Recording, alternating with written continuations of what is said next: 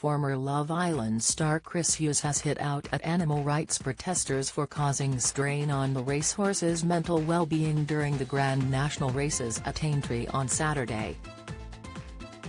30, took to Twitter to slam protesters who disrupted the start of the Grand National at Aintree.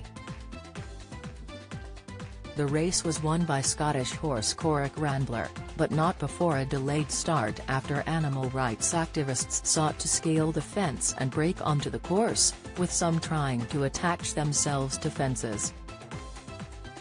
Their protests later spilled onto the roads, with the M57 temporarily closed as people sat down on the motorway. Merseyside police later confirmed that 26 arrests had been made at the course and 118 in total. And many leading figures in horse racing have since taken aim at those involved, accusing them of causing anxiety among the horses, as only 17 of the 39 finished the famous race, with former Love Island star Chris being the latest to hit out at the protesters. The National was further tainted by the death of a horse named Hill 16. Hitting out at the animal rights protests following the sad death of the racehorse on Saturday, Chris took to Twitter to slam their disrespect.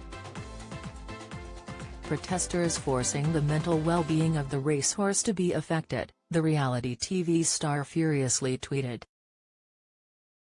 Brainless, uneducated people who respect nobody but themselves, whilst having the opposite effect of what they're protesting. The death of Hill 16 prompted trainer Sandy Thompson to also blame the ignorance of the protesters in unsettling his horse.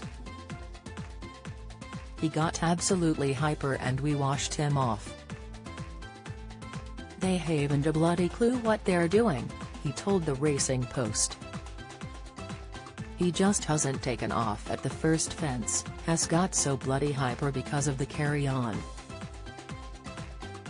However, after sharing his support for trainer Sandy Thompson, Chris faced a divided reaction amid his Twitter rage. One Twitter user replied, "Chris, come on lad, horses died today. This race shouldn't be happening. You love horses, these beautiful animals shouldn't be dying for others' entertainment. The Grand National doesn't need to be like this. It doesn't need to be so dangerous. I believe you can like/be a fan of horse racing but dislike, and even reject, this particular race. Everything about it is too extreme, distance, number of jumps etc. It doesn't represent the vast majority of horse racing, too gladiatorial. I'd can it," another echoed. Another user argued, "Everyone would have lived to the highest welfare standards when they were alive.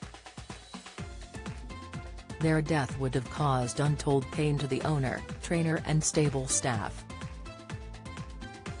Without racing the horse would have had no life at all.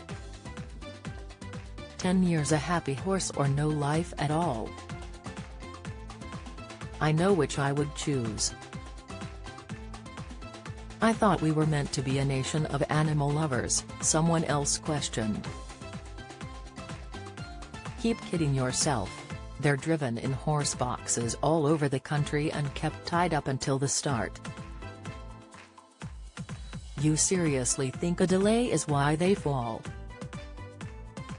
But you keep on pretending to make it seem justified," another fan argued. Police officers had been braced for peaceful protests at this year's Grand National, with extra security employed around Aintree. However, the group Animal Rising later released a statement where they sought to justify the ugly scenes. Horses forced to compete in events such as the Grand National are made to endure repeated whipping and run in dangerous, high-risk events where they may face injury or death, the group said. Since 2000, 55 horses have died at the Aintree racecourse, including 15 from the Grand National itself.